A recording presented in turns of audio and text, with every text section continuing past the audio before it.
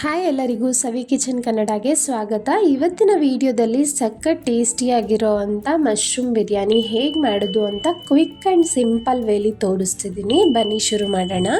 ಮೊದಲಿಗೆ ಇಲ್ಲಿ ನಾನು 100 ಗ್ರಾಮ್ಸ್ ಆಗೋಷ್ಟು ಮಶ್ರೂಮ್ನ ತೊಗೊಂಡಿದ್ದೀನಿ. ಮಶ್ರೂಮ್ ಆದಷ್ಟು ಹೆಚ್ಚಿಗೆ ಹಾಕಿದ್ರೆ ತುಂಬ ಚೆನ್ನಾಗಿರುತ್ತೆ. ನೀರು ಮತ್ತು ಒಂದು ಸ್ವಲ್ಪ ಉಪ್ಪನ್ನು ಹಾಕಿ ನಾನು ವಿಡಿಯೋದಲ್ಲಿ ತೋರಿಸ್ತಿರೋ ಥರ ರಬ್ ಮಾಡಿ ಮಶ್ರೂಮ್ನೆಲ್ಲ ವಾಶ್ ಮಾಡ್ಕೋಬೇಕು.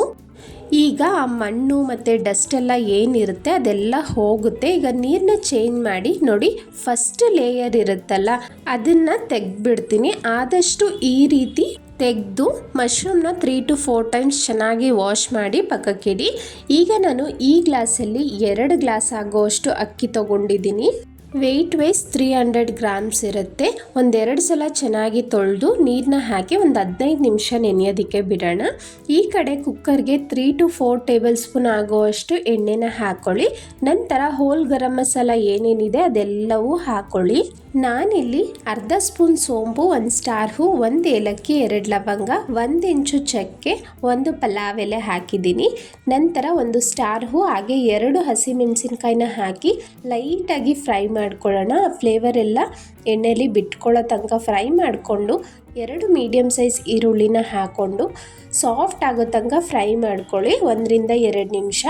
ಅನಂತರ ಒಂದು 5-6 ಎಸಳು ಬೆಳ್ಳುಳ್ಳಿ, 1 ಇಂಚು ಶುಂಠಿನ ಚೆನ್ನಾಗಿ ಕುಟ್ಬಿಟ್ಟು ಸೇರಿಸ್ಕೊಳ್ತಾ ಇದ್ದೀನಿ.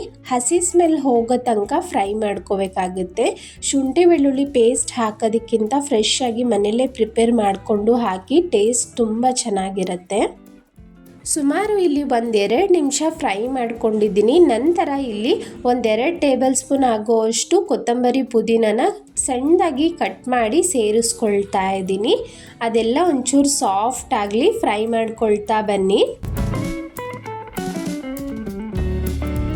ಅದೆಲ್ಲವೂ ಒಂಚೂರು ಸಾಫ್ಟ್ ಆಗ್ತಿದ್ದಂತೆ ಈಗ ಮಶ್ರೂಮ್ನ ಹಾಕಿ 1-2 ನಿಮಿಷ ಫ್ರೈ ಮಾಡ್ಕೊಳ್ಳೋಣ ಆಯಿಲಲ್ಲಿ.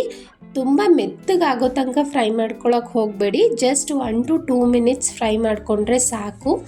ರುಚಿಗೆ ತಕ್ಕಷ್ಟು ಉಪ್ಪನ್ನು ಹಾಕ್ಕೊಳ್ಳಿ.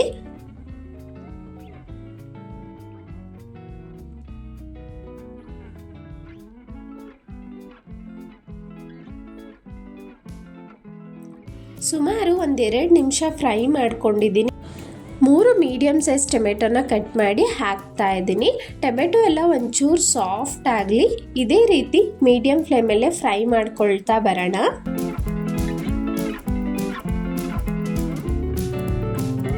ಟೊಮೆಟೊ ಎಲ್ಲ ಈ ರೀತಿ ಕಂಪ್ಲೀಟಾಗಿ ಸಾಫ್ಟ್ ಆದಮೇಲೆ ಇದಕ್ಕೆ 2 ಟೀ ಸ್ಪೂನ್ ಆಗೋಷ್ಟು ಖಾರದ ಪುಡಿ ಹಾಕ್ತಾ ಇದ್ದೀನಿ. 1 ಟೀ ಸ್ಪೂನ್ ಆಗೋಷ್ಟು ಧನಿಯಾ ಪುಡಿ, 1 ಟೀ ಸ್ಪೂನ್ ಆಗೋಷ್ಟು ಬಿರಿಯಾನಿ ಮಸಾಲ ಹಾಕ್ತಾ ಇದ್ದೀನಿ. ಬಿರಿಯಾನಿ ಮಸಾಲ ಇಲ್ಲ ಅನ್ನೋರು ಗರಂ ಮಸಾಲ ಬೇಕಾದರೂ ಹಾಕ್ಕೊಳ್ಬೋದು. ಸ್ಟವನ್ನು ಲೋ ಫ್ಲೇಮ್ ಇಟ್ಕೊಳ್ಳಿ. ಮಸಾಲ ಪೌಡರ್ಸ್ ಏನು ಹಾಕಿರ್ತೀವಿ ಅದು ಸೀದೋಗಬಾರ್ದು. ಎಲ್ಲವನ್ನು ಒಂದ್ಸಲ ಚೆನ್ನಾಗಿ ಮಿಕ್ಸ್ ಮಾಡೋಣ. ಈಗ ನೆನೆಸಿಟ್ಟಿರೋ ಅಂಥ ಅಕ್ಕಿನ ಹಾಕ್ಕೊಳ್ತಾ ಇದ್ದೀನಿ. ಅಕ್ಕಿನ 1 ನಿಮಿಷ ಫ್ರೈ ಮಾಡ್ಕೊಳ್ಳೋಣ. ಈ ರೀತಿ ಮಾಡೋದ್ರಿಂದ ಉದ್ರುದ್ರಾಗಿ ತುಂಬ ಚೆನ್ನಾಗಾಗುತ್ತೆ ಸಾಫ್ಟಾಗಿ. ನಾನಿಲ್ಲಿ 2 ಗ್ಲಾಸ್ ಅಕ್ಕಿ ತೊಗೊಂಡಿದ್ದೀನಿ ಅಲ್ಲ, 4 ಗ್ಲಾಸ್ ಆಗೋಷ್ಟು ನೀರನ್ನು ಹಾಕೊಳ್ತಾ ಇದ್ದೀನಿ. ಪರ್ಫೆಕ್ಟಾಗಿ ಉದ್ರುದ್ರಾಗಿ ಆಗಬೇಕು ಅಂದರೆ 4 ಗ್ಲಾಸೇ ಸಾಕಾಗುತ್ತೆ. ನಿಮಗೇನಾದರೂ ಸಾಫ್ಟಾಗಿ ಬರಬೇಕು ಅಂದರೆ ಇನ್ನೊಂದು 1/4 ಗ್ಲಾಸಿಂದ ಅರ್ಧ ಗ್ಲಾಸ್ ನೀರನ್ನ ಹೆಚ್ಚಿಗೆ ಹಾಕ್ಕೊಳ್ಳಿ. ನೋಡಿ, ಉಪ್ಪು ಖಾರ ಸರಿ ಇದೆಯಾ ಚೆಕ್ ಮಾಡಿ. ನಾನಿಲ್ಲಿ ಕುಕ್ಕರ್ನ ಕ್ಲೋಸ್ ಮಾಡಿ 2 ವಿಸಿಲ್ ಬರೆಸ್ಕೊಂಡೆ. ಕುಕ್ಕರ್ ಎಲ್ಲ ಕಂಪ್ಲೀಟಾಗಿ ತಣ್ಣಗಾದ್ಮೇಲೆ ಓಪನ್ ಮಾಡ್ತಿದ್ದೀನಿ. ನೋಡಿ, ಉದ್ರುದ್ರಾಗಿ ಸಾಫ್ಟಾಗಿ ರೈಸ್ ತುಂಬ ಚೆನ್ನಾಗಾಗಿತ್ತು.